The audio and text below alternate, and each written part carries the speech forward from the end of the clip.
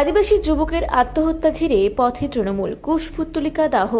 আনাড়া অঞ্চলে আদিবাসী সমাজের দুর্জন মাঝের আত্মহত্যার ঘটনাকে কেন্দ্র করে উত্তেজনা ছড়ালো। ঘটনাটির রাজনৈতিক চাপের অভিযোগ তুলে বিজেপির বিরুদ্ধে পথে নামল তৃণমূল কংগ্রেস। মঙ্গলবার তৃণমূলের নেতাকর্মীরা অবস্থান বিক্ষোভ ও পথ অবরোধে সামিল হন। একই সঙ্গে মুখ্য নির্বাচন কমিশনার জ্ঞানেশ কুমারের কুশপুত্তলিকা দাহ করে প্রতিবাদ জানান তারা। তৃণমূলের অভিযোগ, নির্বাচনী বক্তব্যে আদিবাসী বহিরাগত মন্তব্য অপমানজনক এবং সেই মানসিক চাপ থেকেই এই আত্মহত্যার ঘটনা ঘটেছে। আজকে দুর্জন মাঝি যে আত্মহত্যা করেছে এটা অত্যন্ত দুঃখজনক ঘটনা। এটা সম্পর্কে একটাই কথা বলার, যেখানে নির্বাচন কমিশন সিনিয়র সিটিজেনদের জন্য বাড়ি বাড়ি গিয়ে ভোটটা নিতে যান, আর আজকে নাম বাদ দেওয়ার জন্য তাদেরকে হেয়ারিং এ ডাকা হচ্ছে। এটা কোন ধরনের নির্বাচন কমিশনের আইন? কোনো আইন তাদের কাছে লিখিত নেই, সব হোয়াটসঅ্যাপে চলছে। ভাই, এটা কেন হবে? একজন আদিবাসী সম্প্রদায়ের মানুষ যিনি, যার বয়স 82 বছর বয়স, যেখানে ভারতবর্ষ স্বাধীনতার হওয়ার আগে জন্মগ্রহণ করেছে, যেখানে উনি 2002 সালেও উনার নাম ছিল। অনলাইনে নাকি ওনার নাম পাওয়া যাচ্ছে না, তার দায়ভারটা কার?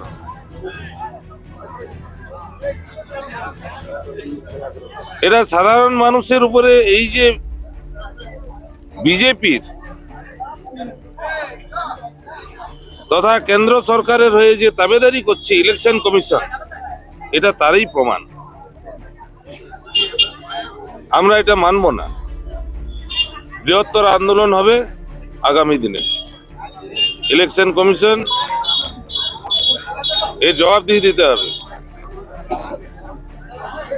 এবং সমস্ত আদিবাসী সম্প্রদায়ের মানুষ বৃহত্তর আন্দোলনে নামবে।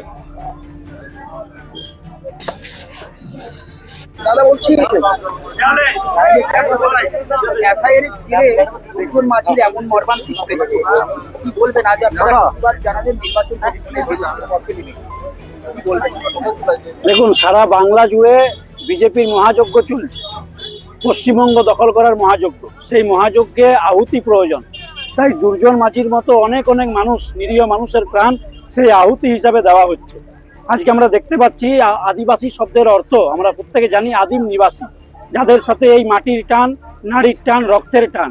সেই একজন আদিবাসী মানুষ যার জন্ম স্বাধীনতার আগে, তাকে এসআইআর এর নোটিশ দিয়ে ডাকা হলো। সে যদিও 2002 সালে নির্বাচন প্রক্রিয়ায় অংশগ্রহণ করেছিল, 2002 সালে তার নির্বাচন তালিকায় নাম ছিল, তবুও তাকে নোটিশ দিয়ে ডাকা হলো। আদিবাসী মানুষ যে অত্যন্ত দুশ্চিন্তায় পড়লো তার কারণে, এবং শেষে যেদিন তার হিয়ারিং, সেদিন তিনি আত্মঘাতী হলেন। রেলে লাইনে তিনি ঝাঁপ দিয়ে তিনি তার জীবন শেষ করলেন। তো এটা আমরা তীব্র ধিক্কার জানাই। এবং এসআইআর এর যে সম্পূর্ণ প্রসেস, যে অপরিকল্পিত আনপ্ল্যানিং একটা এসআইআর প্রক্রিয়া, সেই প্রক্রিয়াকে আমরা ধিক্কার জানাই।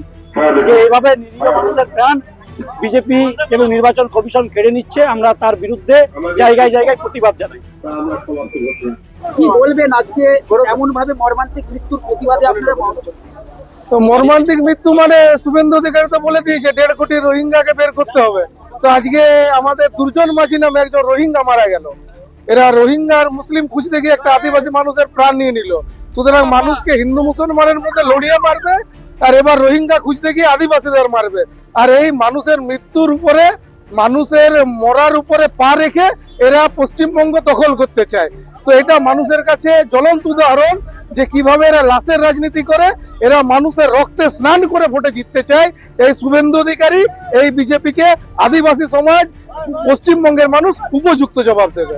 অভিভাবক করতে এলো, অনেক টেনশন ছিল, কি করতে হবে, কিভাবে কি করতে হবে, এভাবেই সবসময় থাকতো, টেনশনে থাকতো। সেই সকালবেলা যেদিন নোটিশ, যেদিন যাবার ডেট, সেদিন গেছে। সেদিন যাওয়ার পর এই সকল ঘরে বলে গেছে টোটো করতে যাচ্ছি। তারপর কিছুক্ষণ পরে শুনছি আমি রেল লাইনে পড়ে আছে। কি মনে করছো কেন তোমার বাবাকে আত্মহত্যা করেছে? আত্মহত্যা করেছে। তো কাকে তাই মনে করছো দোষীকে? দোষী নির্বাচন নির্বাচন দোষী নির্বাচন কমিশন। দোষী। হ্যাঁ, কি চাইছো তোমরা এখন তাহলে? বিচার চাই। কি নাম তোমার? কানাই মাঝি। আনাড়া থেকে সুশান্ত কৈবর্তর রিপোর্ট, রূপসী বাংলা মিডিয়া।